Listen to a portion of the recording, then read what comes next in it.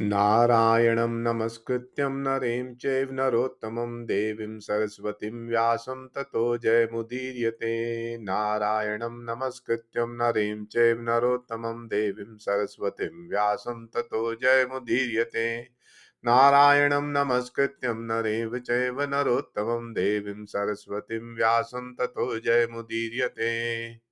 वंशी विभूषितकरा नवनीरदाभात् पीताम्बरादरुणबिम्फलाधरुष्टात् पूर्णेन्द्र सुन्दरमुखारदरविन्दनेत्रात् कृष्णात् परं किमपि तत्त्वमहं न जानी।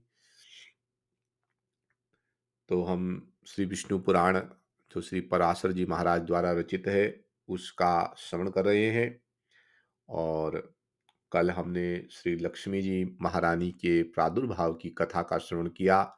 लक्ष्मी जी ने किस प्रकार इंद्र को वरदान दिया कि जो इंद्र द्वारा माता लक्ष्मी की स्तुति की गई है, जो स्तुति का पाठ सुबह और शाम करेगा उसके घर में सदा लक्ष्मी महारानी निवास करेंगी।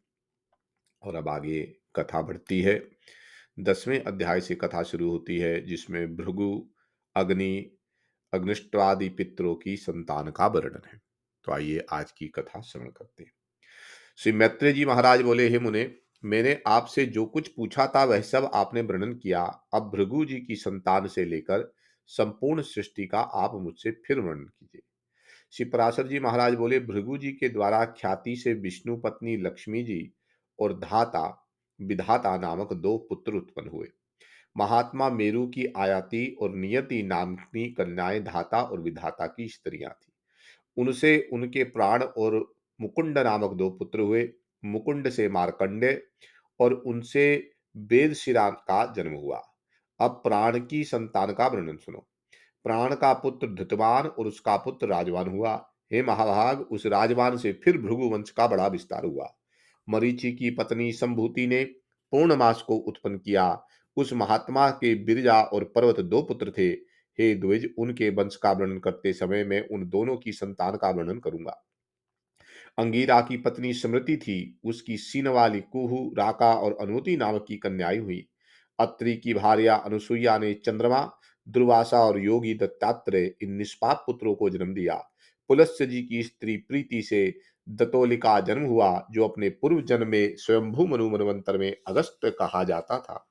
प्रजापति पुलह की पत्नी शमा से कंदर्प, उर्ययान और सहिष्णु से तीन पुत्र उत्पन्न हुए। क्रतु की संतति नामक भार्या ने अंगूठे के पौरवों के समान शरीर वाले तथा प्रखर सूर्य के समान तेजस्वी वाल खिल्यादि 60,000 उधर्वरेता मुनियों को जन्म दिया। वशिष्ठ जी की ऊर्जा नामक स्त्री से रज, गोत्र, उधरबाहु, सवन, अनग, सुतापा और शुक्र से 7 पुत्र उत्पन्न हुए। ये निर्मल स्वभाव वाले थे। समस्त मुनिगर सप्त ऋषि हुए तीसरे मनवंतर में। हे द्विज, अग्नि का अभिमान देव जो ब्रह्मा जी का ज्येष्ठ पुत्र है, उसके द्वारा स्वाहा नामक पत्नी से अति तेजस्वी पावक, पवमान और जल को भक्षण करने वाले सुचि, ये तीन पुत्र हुए। इन तीनों के 45 संतानें हुई। पिता अग्नि और उसके तीन पुत्रों को मिलाकर ये सब अग्नि ही कहलाते हैं। इस प्रकार कुल 49 अग्नि कहे गए। हे द्विज, ब्रह्मा जी द्वारा रचे गए जिन अनगनिंग का अग्नि, ष्टवाता और सागनिक, ब्रह्मशब्द आदि पितरों के विषय में तुमसे कहा था, उनके द्वारा सब धाने मेना और धरणी नामक दो कन्याएं उत्पन्न हुई। वे दोनों ही उत्तम ज्ञान से संपन्न और सभी गुणों से युक्त ब्रह्मवादिनी थी तथा योगिनी थी। इस प्रकार यह दक्ष कन्याओं की वंश परंपरा का वर्णन किया। जो कोई श्रद्धापूर्वक इसका स्मरण करता है वह निसंतान नहीं रह सकता। 11वें अध्याय में श्री ध्रुव जी महाराज का वनगमन और मरीचि आदि ऋषियों से भेंट की कथा आती है। तो आइए श्रवण करते हैं। श्री पराशर जी महाराज बोले, हे मित्र, मैंने तुम्हें स्वयंभू मनु के प्रियव्रत एवं उत्तानपाद नामक दो महाबलवान और धर्मज्ञ पुत्र बतलाए। हे ब्राह्मण, उनमें से उत्तानपाद की प्रेसी पत्नी सुरुचि से पिता का अत्यंत लाडला उत्तम पुत्र हुआ। हे द्विज, उस राजा की जो सुनुति नामक राजमहिषी थी, उसमें उसका विशेष प्रेम ना था। उसका पुत्र ध्रुव हुआ। एक दिन राज सिंहासन पर बैठे हुए पिता की गोद में अपने भाई उत्तम को बैठा देख ध्रुव की इच्छा भी गोद में बैठने की हुई। किंतु राजा ने अपनी प्रेयसी सुरुचि के सामने गोद में चढ़ने के लिए उत्कंठित होकर प्रेमवश आए हुए उस पुत्र का आदर नहीं किया। अपनी सोत के पुत्र को गोद में चढ़ने के लिए उत्सुक और अपने पुत्र को में उनमें बैठा देख सुरुचि इस प्रकार कहने लगी, अरे लाला, बिना मेरे पेट से उत्पन्न हुआ किसी अन्य स्त्री का पुत्र होकर भी तू व्यर्थ क्यों ऐसा बड़ा मनोरथ करता है? तू अविवेकी की है, इसलिए ऐसी अलभ्य उत्तमोत्तम वस्तु की इच्छा करता है। यह ठीक नहीं कि तू भी इन्हीं राजा का पुत्र है। तथापि मैंने तो तुझे अपने गर्भ में धारण नहीं किया। समस्त चक्रवर्ती राजाओं का आश्रय रूप यह राज सिंहासन तो मेरे ही पुत्र के योग्य है। तू व्यर्थ क्यों अपनी चित्त को संताप देता है? मेरे पुत्र के समान तुझे वृथा ही यहाँ ऊंचा मनोरथ क्यों होता है? क्यों तू नहीं जानता कि तेरा जन्म सुनुति से हुआ है? शिपराशर जी महाराज बोले, हे द्विज, विमाता का इस कथन को सुनकर वह बालक कुपित हो पिता को छोड़कर अपनी माता के महल को चला गया। हे मैत्रिय, जिसके ओष्ठ कुछ कुछ कांप रहे थे, ऐसे अपने पुत्र को क्रोध युक्त देख सुनीति ने उसे गोद में बिठाकर पूछा, बेटा, तेरे क्रोध का क्या कारण है? तेरा किसने आदर नहीं किया? तेरा अपराध करके कौन तेरे पिताजी का अपमान करने चला है? श्री पराशर जी महाराज बोले, ऐसा पूछने पर ध्रुव ने अपनी माता से वे सब बातें कह दी जो अति गर्भवती सुरुचि ने उससे पिता के सामने कही थी। अपने पुत्र के सिसक सिसक कर ऐसा कहने पर दुखनी सुनीति ने खिन्नचित और दीर्घ निश्वास के कारण मलिन नयन होकर कहा। सुनीति बोली, बेटा, सुरुचि ने ठीक ही कहा है, अवश्य ही तू मंदभाग है। हे वत्स, पुण्यवानों से उनके विपक्षी ऐसा नहीं कह सकते। बच्चा, तू व्याकुल मत हो, क्योंकि तूने पूर्व जन्म में जो कुछ किया है उसे दूर कौन कर सकता है, और जो नहीं किया वह तुझे दे भी कौन सकता है। इसलिए तुझे उसके वाक्यों से खेद नहीं करना चाहिए। हे वत्स, जिसका पुण्य होता है उसी को राजसन, राजछत्र और तथा उत्तम उत्तम घोड़े और हाथी आदि मिलते हैं। ऐसा जानकर तू शांत हो जा। अन्य जन्मों में किए हुए पुण्य कर्मों के कारण ही सुरुचि में राजा की सुरुचि है, अर्थात प्रीति है। पुण्यहीन होने से ही मुझ जैसी स्त्री केवल भार्या ही कही जाती है, अर्थात भरण करने योग्य। उसी प्रकार उसका पुत्र उत्तम भी बड़ा पुण्य पुंज संपन्न है, और मेरा पुत्र तू ध्रुव भी मेरे समान ही अल्प पुण्य वाले है। तथापि बेटा, तुझे दुखी नहीं होना चाहिए, क्योंकि जिस मनुष्य को जितना मिलता है वह अपनी ही पूंजी में मगन रहता है। और यदि सुरुचि के वाक्यों से तुझे अत्यंत दुखी हुआ हुआ है, तो सर्व फलदायक पुण्य के संग्रह करने का प्रयत्न कर। तू सुशील, पुण्यात्मा, प्रेमी और समस्त प्राणियों का हितैषी बन, क्योंकि जैसे नीची भूमि की ओर ढलकता हुआ जल अपने आप ही पात्र में आ जाता है, वैसे ही सत्पात्र मनुष्य के पास स्वतः ही समस्त संपत्तियां आ जाती हैं। ध्रुव बोला, माता जी, तुमने मेरे चित्त को शांत करने के लिए जो वचन कहे हैं, वे दुर्वाक्यों से बिंधे हुए मेरे हृदय में तनिक भी नहीं ठहरते। इसलिए मैं तो अब वही प्रयत्न करूंगा जिससे संपूर्ण लोकों से आदरणीय सर्वश्रेष्ठ पद को प्राप्त कर सकूं। राजा की प्रेयसी तो अवश्य सुरुचि ही है, और मैंने उसके उदर से जन्म भी नहीं लिया। तथापि हे माता, अपने गर्भ में बढ़े हुए मेरे प्रभाव भी तुम देखना। उत्तम, जिसको उसने अपने गर्भ में धारण किया, मेरा भाई ही है। पिता का दिया हुआ राजासन वही प्राप्त करे। ऐसा ही हो। माताजी, मैं किसी दूसरे के दिए हुए पद का इच्छुक नहीं हूं। मैं तो अपने पुरुषार्थ से ही उस पद की इच्छा करता हूं जिसको पिताजी भी नहीं प्राप्त किए हैं। श्री पराशर जी महाराज बोले, माता की इस प्रकार कह ध्रुव उसके महल से निकल पड़ा और फिर नगर से बाहर आकर बाहरी ऊपर में पहुंचा। वहां ध्रुव ने पहले से ही आए हुए 7 मुनीश्वरों को कृष्ण मृग चर्म के बिछोने से युक्त आसनों पर बैठे देखा। उस राजकुमार ने उन सबको प्रणाम कर अति नम्रता और सुमचित अभिवादन पूर्वक उनसे कहा। ध्रुव बोले, हे महात्माओं, मुझे आप सुनीति से उत्पन्न हुआ राजा उत्तनपाद का पुत्र जाने। मैं आत्मग्लानि के कारण आपके निकट आया हूं। ऋषि बोले, राजकुमार, अभी तो तुम 4-5 वर्ष के ही बालक हो। अभी तेरा निवेदक का कोई कारण नहीं दिखाई पड़ता। तुझे कोई चिंता का विषय भी नहीं है, क्योंकि अभी तेरा पिता राजा जीवित है। और हे बालक, तेरी कोई इष्ट वस्तु खो गई हो ऐसा भी हमें दिखाई नहीं देता, ता हमें तेरे शरीर में कोई व्याधि नहीं दिखाई पड़ती। फिर बता, तेरी ग्लानि का क्या कारण है? शरीर में कोई रोग नहीं है, माता पिता का सुख है, धन धान्य से भरा आपका महल है, सब प्रकार की आपको व्यवस्था है, फिर चिंता किस बात की है? क्या दुःख है? श्री पराशर जी महाराज बोले, तब सुरुचि ने उससे जो कुछ कहा था वह सब उसने कह सुनाया। उसे सुनकर वे ऋषिगण आपस में इस प्रकार कहने लगे, अहो, शात्र तेज कैसा प्रबल है, जिससे बालक में भी इतनी अक्षमा ही अपनी विमाता का कथन उसके हृदय से नहीं टलता। हे क्षत्रिय कुमार, इस निर्वध के कारण तूने जो कुछ करने का इच्छा निश्चय किया है, यदि तुझे रुचे तो वह हम लोगों से कह दे। और हे अतुलित तेजस्वी, यह भी बता कि हम तेरी क्या सहायता करें, क्योंकि हमें ऐसा प्रतीत होता है कि तू कुछ कहना चाहता है। ध्रुव बोले, हे द्विज श्रेष्ठ, मुझे ना तो धन की इच्छा है और ना राज्य की। मैं तो केवल एक उसी स्थान को चाहता हूं जिसको पहले कभी किसी ने ना भोगा हो। हे मुनि श्रेष्ठ, आपकी यही सहायता होगी कि आप मुझे भली प्रकार यह बता दे कि क्या करने से वह सब अगर अगर गण्य स्थान प्राप्त हो सकता है। मरीचि बोले, हे राजपुत्र, बिना गोविंद की आराधना करे मनुष्य को वह श्रेष्ठ स्थान नहीं मिल सकता। अतः तू श्री अच्युत की आराधना कर। अत्रि बोले, जो परा प्रकृति आदि से भी परे हैं, वे परम पुरुष जनार्दन जिससे संतुष्ट होते हैं, उसी को वह अक्षय पद मिलता है। यह मैं सत्य सत्य कहता हूं। अंगिरा बोले, यदि तू अगर स्थान का इच्छुक है तो जिन अव्यक्तात्मा चित्त में है संपूर्ण जगत ओतप्रोत है, उन गोविंद की ही आराधना कर। पुलस्त बोले, जो परब्रह्म परम धाम और परम स्वरूप है, उन हरि की आराधना करने से मनुष्य अति दुर्लभ मोक्ष पद को प्राप्त कर लेता है। पुलहा बोले, हे सुवत, जिन जगतपति की आराधना से इंद्र ने अत्युत्तम इंद्र पद प्राप्त किया, तू उन यज्ञपति भगवान विष्णु की आराधना कर। कृत्य बोले, जो परम पुरुष यज्ञ और योगेश्वर है, उन जनार्दन को संतुष्ट होने पर कौन सी वस्तु दुर्लभ रह सकती है। वशिष्ठ बोले, हे वत्स, विष्णु भगवान की आराधना करने पर तू अपने मन से जो कुछ चाहेगा वह प्राप्त कर लेगा। फिर त्रिलोक की उत्तोत्तम स्थान की तो बात ही क्या है। ध्रुव ने कहा, हे महर्षिगण, मुझे विनीति को अपने आराध्य देव तो बता दिया, अब उसको प्रसन्न करने के लिए मुझे क्या जपना चाहिए, यह बताइए। उस महापुरुष की मुझे जिस प्रकार आराधना करनी चाहिए, वह आप लोग मुझसे प्रसन्नता पूर्वक कहिए।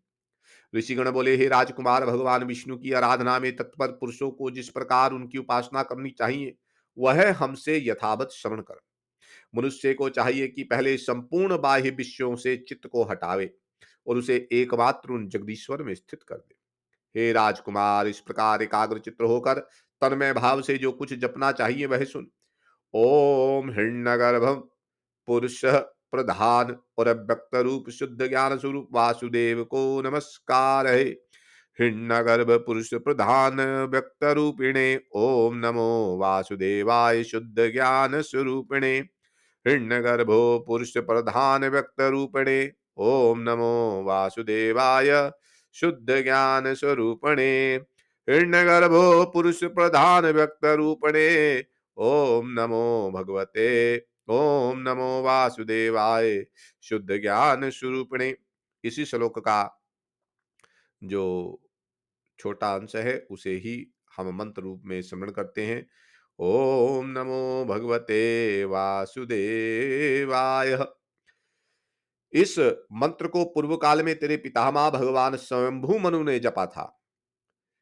तब उनसे संतुष्ट होकर श्री जनार्दन ने उन्हें त्रिलोकी की दुर्लभ मनोवांछित सिद्धि दी थी। उसी प्रकार तू भी इसका निरंतर जप करता हुआ श्री गोविंद को प्रसन्न कर। श्री पराशर जी महाराज बोले, हे मित्र, यह सब सुनकर राजा पुत्र ध्रुव उन ऋषियों को प्रणाम कर उस वन से चल दिया। और हे द्विज, अपने को कृतकृत्य सा मानकर वह यमुना तटवर्ती अति पवित्र मधु नामक वन में आया।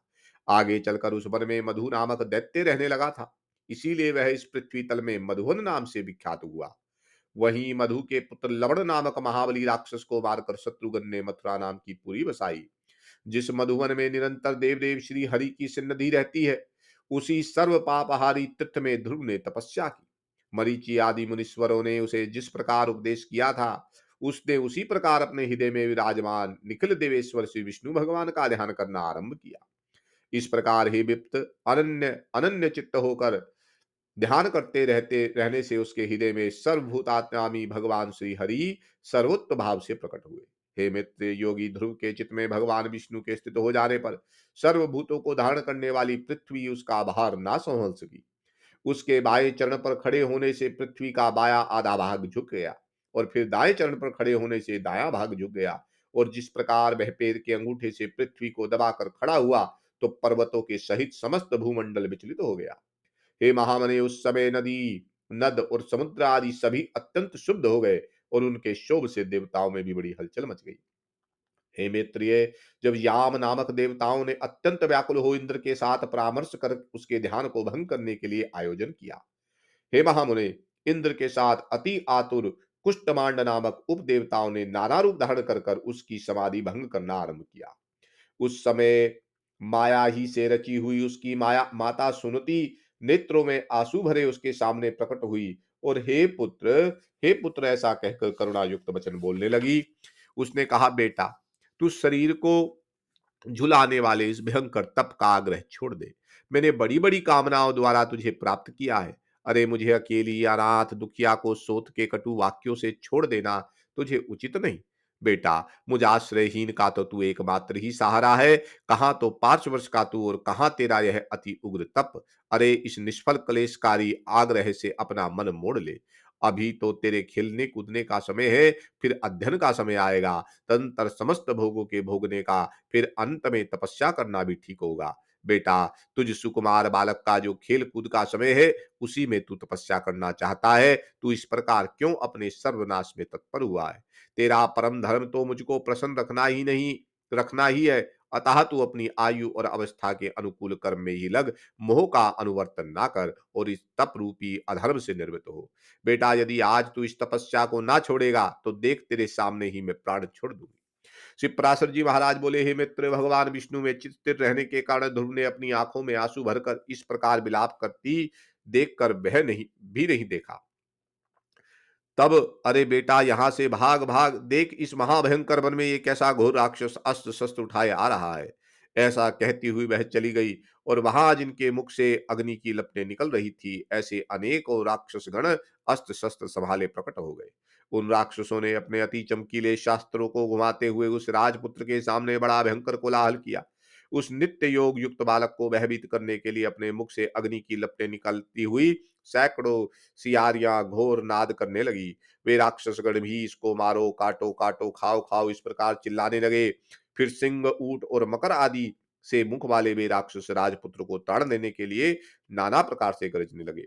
किंतु उन भगवद्दास चित बालक को वे राक्षस उनके शब्द, सियारियों और अस्त्र शस्त्र आदि कुछ भी दिखाई नहीं दिए।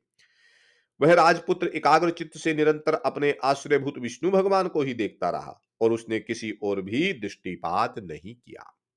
तब संपूर्ण माया के लीन हो जाने पर उससे हार जाने की आशंका से देवताओं को बड़ा भय हुआ। अतः उसके तप से संतप्त हुए आपस में मिलकर जगत के आदि कारण शरणागत वत्सल अनादि और अनंत श्री हरि की शरण में गए। देवता बोले, देव देव जगन्नाथ परेश पुरुषोत्तम, ध्रुवस्य तपसा तप्सतां वयं शरणं गतः। दिने दिने कलालेशः शशाङ्कं पूर्यते तथा, तथायां तपसा देव प्रत्युद्ध महानिशम्। ओतानपादितपसाभ्यामिथ्यं जनार्दना, भीता सत्वं शरणं याता सत्पसन्त निर्वृत्या। नाविद्यां किं संसङ्कृतां सूर्या त्वं किं भविष्यति, वित्तपाम्बपासो मानां साभिलाषां पदेषु किं, तत्समाकं प्रसीदेश हृद्याचलमुद्रा, उत्तानपाद नित्यं तपसा शनिभर्त्या।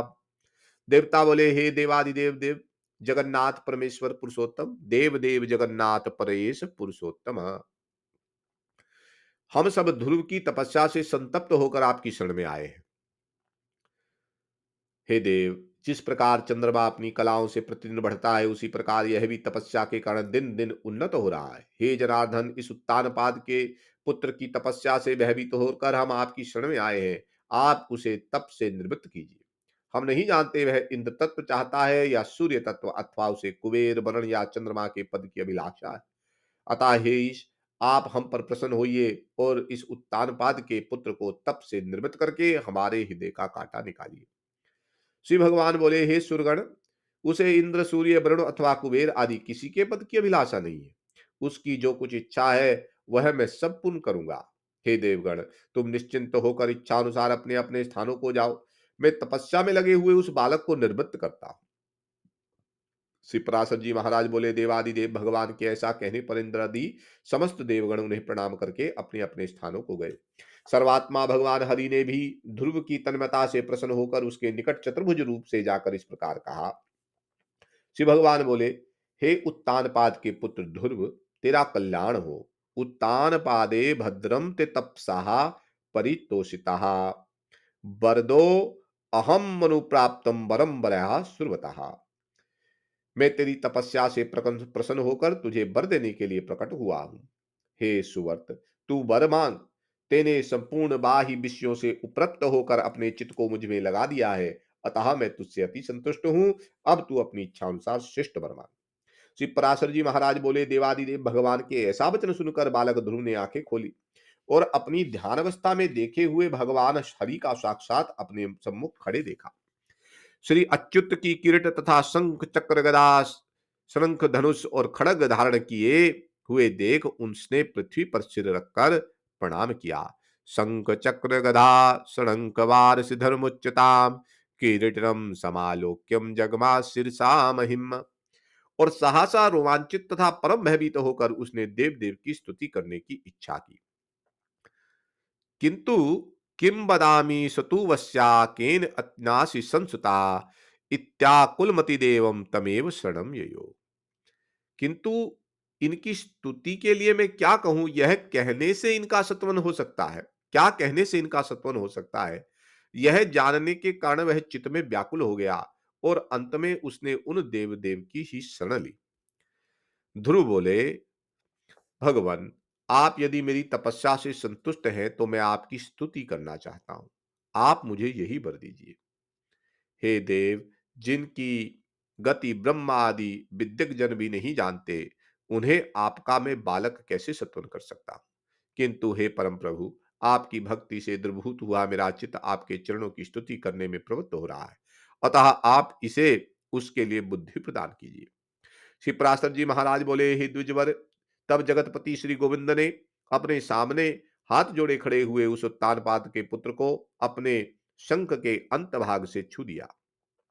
तब तो एक क्षण में ही वह राजकुमार प्रसन्न मुख से अति विनीत हो सर्वभूतात्निष्ठ श्री अच्युत की स्तुति करने लगा। तो आइए सुनते हैं किस प्रकार से ध्रुव महाराज ने भगवान की स्तुति की है। ध्रुव बोले, पृथ्वी जल अग्नि वायु आकाश मन बुद्धि अहंकार और मूल प्रकृति। पृथ्वी जल अग्नि वायु आकाश मन बुद्धि अहंकार और मूल प्रकृति, ये सब जिनके रूप हैं, उन भगवान को मैं नमस्कार करता हूं। भूमो भूमिरापो अनलो वायु खाम मनो बुद्धिरेव चा भूतारादि प्रकृतस्या रूपम नतो अस्मि तम। जो अति शुद्ध सूक्ष्म सर्वव्यापक और प्रधान से भी परे हैं, वह पुरुष जिनका रूप है, उन गुण भोक्ता परम पुरुष को मैं नमस्कार करता हूँ। हे परमेश्वर, पृथ्वी आदि समस्त भूत गंध आदि उनके गुण बुद्धि आदि अंतःकरण चतुष्टय तथा प्रधान और पुरुष ये भी परे जो सनातन पुरुष हैं, उन आप निखल ब्रह्मांड नायक के ब्रह्मभूत शुद्ध स्वरूप आत्मा की मैं शरण हूँ। हे सर्वात्मा, हे योगियों के चिंतनीय व्यापक और वर्धनशील होने के कारण आपका जो बाही नामक स्वरूप है, उस विकार रहित रूप को मैं नमस्कार करता हूँ। हे प्रभु, आप हजारों मस्तकों वाले, हजारों नेत्रों वाले, हजारों चरणों वाले परम पुरुष हैं। आप सर्वत्र व्याप्त हैं और संपूर्ण ब्रह्मांड को व्याप्त कर 10 गुण महाप्रमाण में स्थित हैं। हे पुरुषोत्तम, भूत और भविष्यत जो कुछ पदार्थ है, वे सब आप ही हैं तथा विराट सुराट सम्राट आदि पुरुष आदि भी सब आप ही से उत्पन्न हुए। वे ही आप ही इस पृथ्वी के नीचे ऊपर और इधर उधर सब और बढ़े हुए हैं। यह संपूर्ण जगत आप ही से उत्पन्न हुआ है तथा आप ही से भूत और भविष्यत हुआ है। यह संपूर्ण जगत आपके स्वरूप भूत ब्रह्मांड के अंतर्गत है, जिसमें सभी पुरोडोंसों का हवन होता है। वह यज्ञ पुष्ट दाज्य तथा 2 प्रकार के पशु आप ही से उत्पन्न हुए हैं। आप ही से श्रीक साम और गायत्री आदि छंद प्रकट हुए हैं। आप ही से यजुर्वेद का प्रादुर्भाव हुआ है और आप ही से अश्व तथा एक और दांत वाले महिष आदि जीव उत्पन्न हुए। आप ही से गाय बकरियां भेड़ों और मृगों की उत्पत्ति हुई है। आप ही के मुख से ब्राह्मण, बाहुओं से क्षत्रिय, जंघाओं से वैश्य और चरणों से शूद्र प्रकट हुए। आप ही के नेत्रों से सूर्य, प्राणों से वायु, मन में चंद्रमा, भीतरी छिद्र से प्राण, मुख से अग्नि, नाभि से आकाश, सिर से स्वर्ग, श्रोत्रों से दिशाएं, चरणों से पृथ्वी आदि उत्पन्न हुए हैं। इस प्रकार हे प्रभु, यह संपूर्ण जगत आप ही से प्रकट हुआ। जिस प्रकार नन्हे से बीज से बड़ा भारी बट वृक्ष रहता है, उसी प्रकार प्रलय काल में यह संपूर्ण जगत बीज स्वरूप आप ही में भी रहता है। जिस प्रकार बीज से अंकुर रूप में प्रकट हुआ बट वृक्ष बढ़कर अत्यंत विस्तार वाला हो जाता है, उसी प्रकार सृष्टि काल में यह जगत आप ही से प्रकट होकर फैल जाता है। हे ईश्वर, जिस प्रकार केले का पौधा छीले के और पत्तों से अलग दिखाई नहीं देता, उसी प्रकार जगत से आप पृथक नहीं है, वह आप ही में स्थित देखा जाता है। सबके आधारभूत आप में हादनी और सिंधनी संवित अभिन्न रूप से रहती है। आप में आहाद या ताप देने वाली अथवा उभय मिश्रा कोई भी संवृत्त नहीं है, क्योंकि आप निर्गुण हैं। आप पृथक रूप हैं और एक रूप हैं। आप ही भूत सूक्ष्म हैं और आप ही नाना जीव रूप हैं। हे भूतात्मा, ऐसे आपको मैं नमस्कार करता हूँ। अंतःकरण में आप ही महातत्व प्रधान पुरुष, विराट, सम्राट और स्वराट आदि रूपों से भावना किए जाते हैं, और पुरुषों में आप नित्य अक्षय हैं। आकाश आदि सर्वभूतों में सार अर्थात उनके गुण रूप आप ही हैं। समस्त रूपों को धारण करने वाले होने से सब कुछ आप ही हैं। सब कुछ आप ही से हुआ, अतएव सब के द्वारा आप ही हो रहे हैं। इसलिए आप सर्वात्मा को नमस्कार है। सर्वात्मको वसी सर्वेशम सर्वभूत स्थितो यतः कच्चामिम ततम किम ते सर्ववेतस्य हदिहिताम। सर्वात्मन सर्वभूतेषु सर्वसत समृद्धा सर्वभूतो भवान वेति सर्वसत्वा मनोरथम। हे सर्वेश्वर, आप सर्वात्मा है, क्योंकि संपूर्ण भूतों में व्याप्त है। अतः आपसे क्या कहूं, आप स्वयं ही सब हृदय स्थित में बातों को जानते हैं। हे सर्वात्मा, हे सर्वभूतेश्वर, हे सब भूतों के आदि स्थान, आप सर्वभूत रूप से सभी प्राणियों के मनोरथ को जानते हैं। हे नाथ, मेरा जो कुछ मनोरथ था वह तो आपने सफल कर दिया, और हे जगतपति, मेरी तपस्या भी सफल हो गई, क्योंकि मुझे आपका साक्षात दर्शन प्राप्त हुआ। श्री भगवान बोले, हे ध्रुव, तुमको मेरा साक्षात दर्शन प्राप्त हुआ, इससे अवश्य ही तेरी तपस्या तो सफल हो गई। परंतु हे राजकुमार, मेरा दर्शन भी तो कभी निष्फल नहीं होता। इसलिए तुझको जिस वर की इच्छा हो वह मांग ले। मेरा दर्शन हो जाने पर पुरुष को सभी कुछ प्राप्त हो जाता है। ध्रुव बोले, हे भूत भवेश्वर भगवान, आप सभी के अंतःकरण में विराजमान हैं। हे ब्रह्मन, मेरे मन की जो कुछ अभिलाषा है वह क्या आपसे छिपी हुई है? तो भी हे देव देवेश्वर, मैं दुविनीत से जिस अति दुर्लभ वस्तु की हृदय से इच्छा करता हूँ, उसे आपकी आज्ञानुसार आपके प्रति निवेदन करूंगा। मैं समस्त संसार को रचने वाले परमेश्वर, आपको प्रसन्न होने पर क्या दुर्लभ है। इंद्र भी आपके कृपा कटाक्ष के फल स्वरूप से ही त्रिलोकी को भोगता है। प्रभु, मेरी सौतेली माता ने गर्भ से अति बढ़ बढ़कर मुझसे यह कहा था कि जो मेरे उदर से उत्पन्न नहीं है, उसके योग्य यह राज सिंहासन नहीं है। अतः हे प्रभु, आपके प्रसाद से मैं उस सर्वोत्तम एवं अव्यय स्थान को प्राप्त करना चाहता हूं, जो संपूर्ण विश्व का आधारभूत हो। श्री भगवान बोले, अरे बालक, तूने अपने पूर्व जन्म में मुझे संतुष्ट किया था, इसलिए तू जिस जन स्थान की इच्छा करता है उसे अवश्य प्राप्त करेगा। पूर्व जन्म में तू एक ब्राह्मण था और मुझ में निरंतर एकाग्रचित रहने वाला, माता पिता का सेवक और सर्वधर्म का पालन करने वाला था। कालांतर में एक राजपुत्र तेरा मित्र हो गया। वह अपनी युवा अवस्था में संपूर्ण भोगों से संपन्न और अति दर्शनीय रूप लावण्य युक्त था। उसके संग से उसके दुर्लभ वैभव को देखकर तेरी ऐसी इच्छा हुई कि मैं भी राजपुत्र हो जाऊं। अतः हे ध्रुव, तुझको अपनी मनोवांछित राजपुत्रता प्राप्त हुई, और जिन स्वयंभू मनु ने कुल में और किसी को स्थान मिलना अति दुर्लभ है, उन्हीं के घर में तूने उत्तान पाद के यहाँ जन्म लिया। अरे बालक, औरों के लिए यह स्थान कितना ही दुर्लभ हो, परंतु जिसने मुझे संतुष्ट किया उसके लिए तो यह अत्यंत तुच्छ है। मेरी आराधना करने से तो मोक्ष पद भी तत्काल प्राप्त हो सकता है। फिर जिसका चित्त निरंतर मुझ में लगा हुआ है, उसके लिए स्वर्ग आदि लोकों का तो कहना ही क्या। हे ध्रुव, मेरी कृपा से तू निस्संदेह उस स्थान में, जो त्रिलोकी में सबसे उत्कृष्ट है, संपूर्ण ग्रह और तारामंडल का आश्रय बनेगा। हे ध्रुव, मैं तुझे वह ध्रुव स्थान देता हूँ, जो सूर्य, चंद्र, मंगल, बुध, बृहस्पति, शुक्र, शनि आदि ग्रह, सभी नक्षत्रों, सप्तऋषि और संपूर्ण विमानचारी देवतागण से ऊपर है। देवताओं में से कोई तो केवल 4 युग तक, कोई एक मनवंतर तक ही रहते हैं। किंतु तुझे मैं एक कल्प तक की स्थिति देता हूं। तेरी माता सुनीति भी अति स्वच्छ तारा रूप से उतने ही समय तक तेरे पास एक विमान पर विमास करेगी। और जो लोग समाहित चित्त से सायकाल और प्रातःकाल समय तेरा गुणगान कीर्तन करेंगे, उनको महान पुण्य होगा। श्री पराशर जी महाराज बोले, हे महामते, इस प्रकार पूर्व काल में जगतपति देवादिदेव भगवान जनार्दन ने वर पाकर ध्रुव उस अत्युत्तम स्थान में स्थित हुए। हे मुने, अपनी माता पिता के धर्म पूर्वक सेवा करने से तथा द्वादक्षर मंत्र के महात्म्य और तप के प्रभाव से उनके मान, वैभव एवं प्रभाव की वृद्धि देखकर देव और असुरों के आचार्य शुक्र देव ने ये श्लोक कहे। अहो अस्या तपसो वीर्यामहोस्या तपसा फलम, यदेनं पुरता कृत्वा ध्रुवं सप्तऋष्या स्थिताम्, ध्रुवस्य जननी चेयं सुनीतिनां सुनतात्, आस्याश्च महिमानं कः शतो वर्णयतु भुवि। अहो, इस ध्रुव के तप का कैसा प्रभाव है। अहो, इसकी तपस्या का कैसा अद्भुत फल है, जो इस ध्रुव को ही आगे रखकर सप्तऋषिगण स्थित हो रहे हैं। इसकी यह सुनती नाम वाली माता भी अवश्य ही सत्य और हितकर वचन बोलने वाली है। संसार में ऐसा कौन है जो इसकी महिमा का वर्णन कर सके। जिसने अपनी कोख में उस ध्रुव को धारण करके त्रिलोक की आश्रयभूत अति उत्तम स्थान प्राप्त कर लिया, जो भविष्य में भी स्थिर रहने वाला है। जो व्यक्ति ध्रुव के इस दिव्य लोक प्राप्ति के प्रसंग का कीर्तन करता है, वह सब पापों से मुक्त हो स्वर्गलोक में पूजित होता है। वह स्वर्ग में रहे अथवा पृथ्वी में कभी अपने स्थान से च्युत नहीं होता, तथा समस्त मंगलों से भरपूर रहकर बहुत काल तक जीवित रहता है। तो बोलिए ध्रुव महाराज की जय। अब यहाँ से 13वां अध्याय शुरू होता है, जहाँ राजा बेन और पृथु महाराज का चरित्र आया है।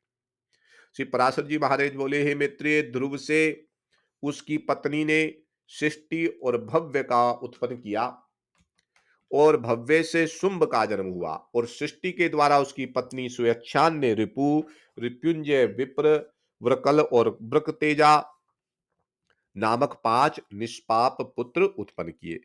उनमें से रिपु के द्वारा भृति के गर्भ से महातेजस्वी चाक्षुष का जन्म हुआ। चाक्षुष ने अपनी भार्या पुष्यकर्णी से, जो वरुण कुल में उत्पन्न और महात्मा विरिण प्रजापति की पुत्री थी, मनु को उत्पन्न किया, जो छठे मनवंतर के अधिपति हुए। तपस्वियों में श्रेष्ठ मनु ने बेराज प्रजापति की पुत्री नडबला के गर्भ में 10 महातेजस्वी पुत्र उत्पन्न किए। नडबला से कुरु, पुरु, शतधुम्न, तपस्वी, सत्यवान, सुचि, अग्निशोष्टम, अतिरात्रि तथा नवम सुधुम्न और 10वां अभिमन्यु, इन महातेजस्वी पुत्रों का जन्म हुआ। कुरु के द्वारा उसकी पत्नी अग्नेयनी ने अंग, सुमना, ख्याति, क्रूता, अंगीरा, शिबी, इन 6 परम तेजस्वी पुत्रों को उत्पन्न किया। अंग से सुनीता के बेन नामक पुत्र उत्पन्न हुआ। ऋषियों ने उस बेन के दाहिने हाथ को संतान के लिए मंथन किया। हे महामुने, बेन के हाथ का मंथन करने पर उससे बेन्य नामक महिपाल उत्पन्न हुए, जो पृथु नाम से विख्यात हुए, और जिन्होंने प्रजा के हित के लिए पूर्व काल में पृथ्वी को दूहा। श्री मैत्र जी महाराज बोले, हे मुनिश्रेष्ठ, परम ऋषियों ने बेन के हाथों को क्यों मथा, जिससे महापराक्रमी पृथु का जन्म हुआ। श्री पराशर जी महाराज बोले, हे मुने, मृत्यु की सुनिता नाम वाली जो प्रथम पुत्री थी, वह अंग को पत्नी रूप से दी गई थी, उसी से बेन का जन्म हुआ। हे मैत्रिय, वह मृत्यु की कन्या का पुत्र अपने मातामह नाना के दोष से स्वभाव से ही दुष्ट प्रकृति का हुआ। उस बेन का जिस प्रकार महर्षियों द्वारा राज पर अभिषेक हुआ, उसी समय उस पृथ्वी विपत्ति ने संसार भर में यह घोषणा कर दी कि भगवान यज्ञ पुरुष मैं ही हूं। मुझसे अतिरिक्त यज्ञ का भोक्ता और स्वामी कोई हो ही नहीं सकता। इसलिए कभी कोई यज्ञ, दान और हवन आदि ना करे। हे मैत्रिय, तब ऋषियों ने उस पृथ्वीपति के पास उपस्थित हो पहले उसकी खूब प्रशंसा कर सांत्वना युक्त मधुर वाणी से कहा। ऋषिगण बोले, हे राजन, हे पृथ्वीपते, तुम्हारे राज्य और देह के उपकार तथा प्रजा के हित के लिए हम जो बात कहते हैं सुनो, तुम्हारा कल्याण हो। देखो, हम बड़े बड़े यज्ञों द्वारा जो सर्व यज्ञेश्वर देवादिदेव पति भगवान श्री हरि का पूजन करेंगे, उसके फल में से तुमको भी छठा भाग मिलेगा। हे नृप, इस प्रकार यज्ञों के द्वारा यज्ञ पुरुष भगवान विष्णु प्रसन्न होकर हम लोगों के साथ तुम्हारी भी सकल कामनाएं पूर्ण करेंगे। हे राजन, जिन राजाओं के राज्य में यज्ञेश्वर भगवान हरि का यज्ञों द्वारा पूजन किया जाता है, वे उनकी सभी कामनाओं को पूर्ण कर देते हैं। वेद बोला, मुझसे भी बढ़कर ऐसा और कौन है जो मेरा भी पूजनीय है? जिसे तुम योगेश्वर मानते हो वह हरि कहलाने वाला कौन है? ब्रह्मा, विष्णु, महादेव, इंद्र, वायु, यम, सूर्य, अग्नि, वरुण, धाता, पुषा, पृथ्वी और चंद्रमा तथा इनके अतिरिक्त और भी जितने देवता शाप और कृपा करने में समर्थ हैं, वे सभी राजा के शरीर में निवास करते हैं। इस प्रकार राजा सर्वदेव में है। हे ब्राह्मणों, ऐसा जानकर मैंने जैसा जो कुछ आज्ञा दी है वैसा ही करो। देखो, कोई भी दान, यज्ञ और हवन आदि ना करे। हे द्विजगण, स्त्री का परम धर्म जैसे अपने पति की सेवा करना ही माना गया है, वैसे ही आप लोगों का धर्म भी मेरी आज्ञा का पालन करना ही है। ऋषिगण बोले, महाराज, आप ऐसी आज्ञा दीजिए जिससे धर्म का क्षय ना हो। देखिए, यह सारा जगत हवि यज्ञ में हवन की हुई सामग्री का ही परिणाम है। श्री पराशर जी महाराज बोले, महर्षियों के इस प्रकार बारंबार समझाने और कहने सुनने पर भी जब मेर ने ऐसी आज्ञा नहीं दी, तो वे अत्यंत क्रुद्ध और अमर्ष युक्त होकर आपस में कहने लगे, इस पापी को मारो, जो अनादि और अनंत यज्ञ पुरुष प्रभु विष्णु की निंदा करता है, वह अनाचारी किस प्रकार पृथ्वीपति होने के योग्य नहीं है। ऐसा कहकर मुनिगणों ने भगवान की निंदा आदि करने के कारण पहले ही मरे हुए उस राजा को मंत्र से पवित्र किए हुए कुशाओं से मार डाला। हे द्विज, तदंतर उन मुनीश्वरों ने सब और बड़ी धूलि उठती देखी। उसे देखकर उन्होंने अपने निकटवर्ती लोगों से पूछा, यह क्या है? उन पुरुषों ने कहा, राष्ट्र के राजाहीन हो जाने से दीन दुखियों लोगों ने चारों चोर बनकर दूसरों का धन लूटना आरंभ कर दिया। हे मुनिवरो, उन तीव्र वेग वाली पर धनहारी चोरों की उत्पात से ही यह बड़ी भारी धूलि उठती दिखाई पड़ रही है। तब उन सब मुनीश्वरों ने आपस में सलाह कर उस पुत्रहीन राजा की जंगाह का पुत्र के लिए यत्न पूर्वक मंथन किया। उसकी जंगाह के मंथन पर उससे एक पुरुष उत्पन्न हुआ, जो जले ठूंठ के समान काला, अत्यंत नाटा और छोटे मुख वाला था। उसने अति आतुर होकर उन सब ब्राह्मणों से कहा, मैं क्या करूं? उन्होंने कहा, निषीद बैठ। अतः वह निषाद कहलाया। इसलिए हे मुनि शार्दुल, उससे उत्पन्न हुए लोग विंध्याचल निवासी पाप परायण निषादगण हुए। उस निषाद रूप द्वार से राजा बेन का संपूर्ण पाप निकल गया। अतः निषादगण बेन के पापों का नाश करने वाला हुआ। फिर उन ब्राह्मणों ने उसके दाएं हाथ का मंथन किया। उसका मंथन करने से परम प्रतापी बेन सुवन पृथु प्रकट हुए, जो अपने शरीर से प्रवजित अग्नि के समान दे दिव्यमान थे। इसी प्रकार आजगव नामक आद्र धनुष और दिव्य बाण और कवच आकाश से गिरे। उनके उत्पन्न होने से सभी जीवों को अति आनंद हुआ और केवल सतपुत्र के ही जन्म लेने से बेन भी स्वर्गलोक को चला गया। इस प्रकार महात्मा पुत्र के कारण ही उसकी पुम अर्थात नरक से रक्षा हुई। महाराज पृथु के अभिषेक के लिए सभी समुद्र और नदियां सब प्रकार के रत्न और जल लेकर उपस्थित हुए। उस समय अंगिरा देवगण के सहित पितामह ब्रह्मा जी ने और समस्त स्थावर जगमा प्राणियों ने वहां आकर महाराज बेन ने बेन पुत्र का राज्याभिषेक किया। उनके दाहिने हाथ में चक्र का चिन्ह देखकर उन्हें विष्णु का अंश जान पितामह ब्रह्मा जी को परम आनंद हुआ। यह विष्णु भगवान के चक्र का चिन्ह सभी चक्रवर्ती राजाओं के हाथ में हुआ करता है। उनका प्रभाव कभी देवताओं से कुंठित नहीं होता। इस प्रकार महातेजस्वी और परम प्रतापी बेनपुत्र धर्म कुशल महानुभावों द्वारा विधि पूर्वक अति महान राज राजेश्वर पद पर अभिषिक्त हुए। जिस प्रजा को पिता ने अपरक्त किया था, उसी को उन्होंने अनुरंजित किया। इसलिए अनुरंजन करने से उनका नाम राजा हुआ। जब वे समुद्र में चलते थे तो जल बहने से रुक जाता था, पर्वत उन्हें मार्ग देते थे और उनकी ध्वजा कभी भंग नहीं हुई। पृथ्वी बिना जोते बोए धान्य पकाने वाली थी, किन केवल चिंतन मात्र से ही अन्न सिद्ध हो जाता था। और गोए कामधेनु रूप थी और पत्ते पत्ते में मधु भरा रहता था। राजा पृथु ने उत्पन्न होते ही पितामह पेतामह यज्ञ किया। उससे सोमाभिष के दिन सूति से महामती सूत की उत्पत्ति हुई। उसी महायज्ञ में बुद्धिमान मागध का भी जन्म हुआ। तब मुनिवरों ने उन दोनों सूत्र और मागधों से कहा, तुम इन प्रतापवान बेनु पुत्र महाराज पृथु की स्तुति करो। तुम्हारे योग्य यही कार्य है और राजा भी स्तुति के ही योग्य है। तब उन्होंने हाथ जोड़कर सब ब्राह्मणों से कहा, ये महाराज तो आज ही उत्पन्न हुए हैं। हम इनके कोई कर्म तो जानते ही नहीं है। अभी इनके ना तो कोई गुण प्रकट हुए हैं और ना यश की ही विख्यात हुआ है। फिर कहिए हम किस आधार पर इनकी स्तुति करें?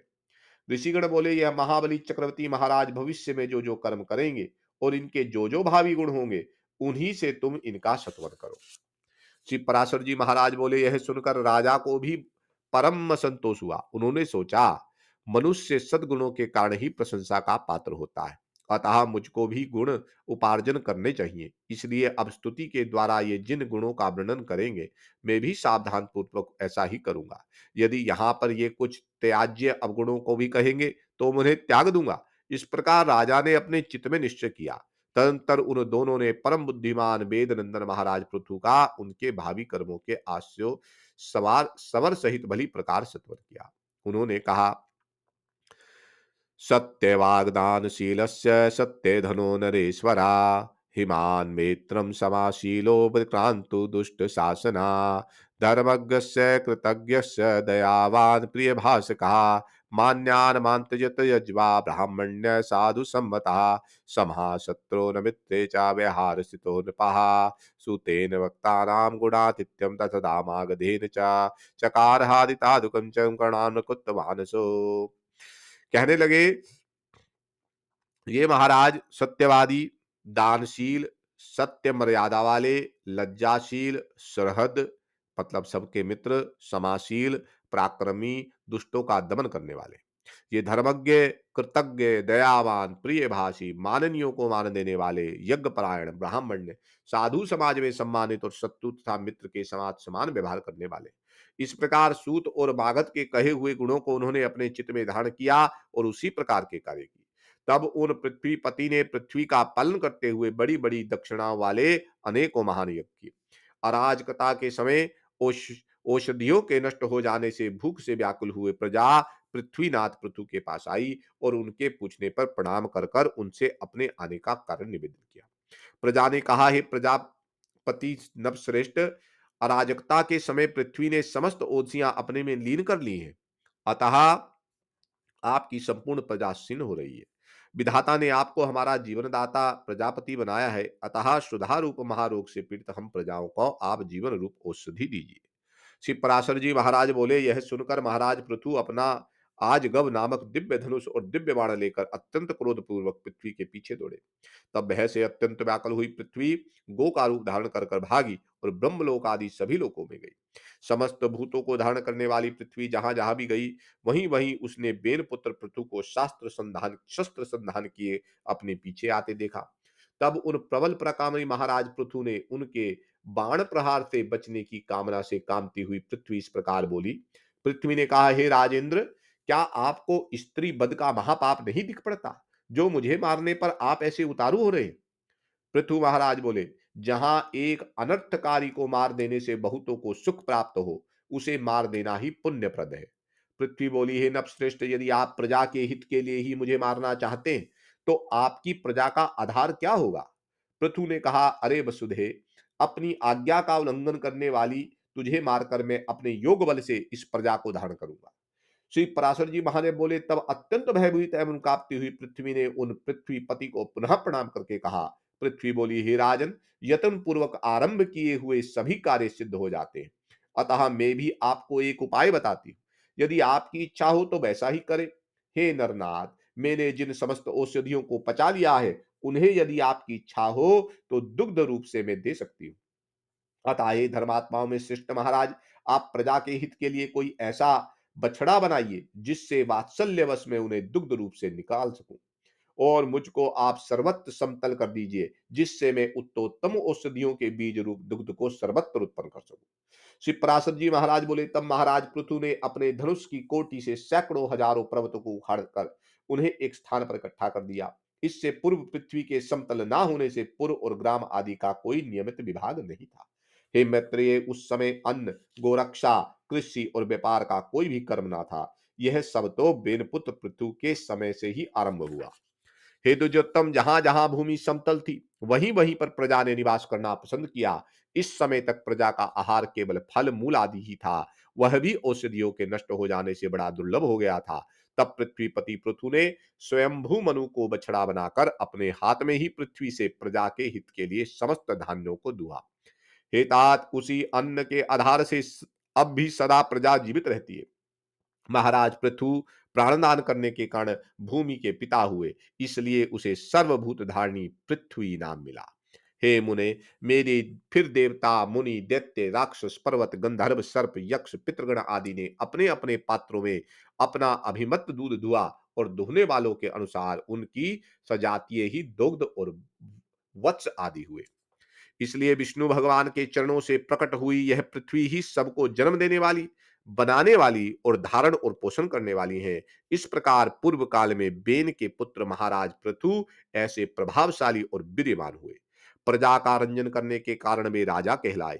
जो महाराज पृथु के इस चरित्र का कीर्तन करता है, उसका कोई भी दुष्कर्म फलदायी नहीं होता। पृथु का यह अत्यंत उत्तम जन्म वृतांत और उनका प्रभाव अपने सुनने वाले पुरुषों के दुष्स्वप्न का सर्वदा नाश कर देता है। बोलिए पृथु भगवान की जय, बोलिए पृथ्वी माता की जय, सब भक्तों की जय, सब संतों की जय। जय जय श्री राधे, जय जय श्री राधे, जय जय श्री राधे। ये 13वें अध्याय तक की कथा आज यहाँ विराम देते हैं। कल 14वें अध्याय की कथा होगी, जिसमें प्राचीन बाही का जन्म और प्रचेताओं का भगवत आराधना का प्रसंग आएगा। कल की कथा वहां से शुरू करेंगे। आज की कथा को यहाँ विराम देते हैं। एक बार भगवत नाम श्रवण कर लेते हैं। श्रीमन्नारायण नारायण नारायण, लक्ष्मी नारायण नारायण नारायण, गोविंद नारायण नारायण नारायण, लक्ष्मी नारायण नारायण नारायण, भजमन नारायण नारायण नारायण, गोविंद नारायण नारायण नारायण, लक्ष्मी नारायण नारायण नारायण, गोविंद नारायण नारायण नारायण, लक्ष्मी नारायण नारायण नारायण, वैकुंठ नारायण नारायण नारायण, वामन नारायण नारायण नारायण, लक्ष्मी नारायण नारायण नारायण, गोविंद नारायण नारायण नारायण,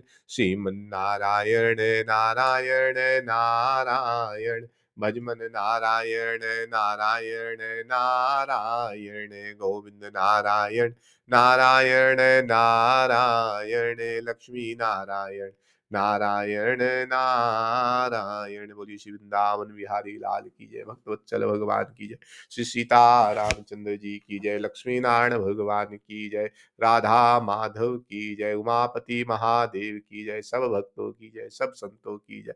जय जय श्री राधे, जय जय श्री राधे, जय जय श्री राधे।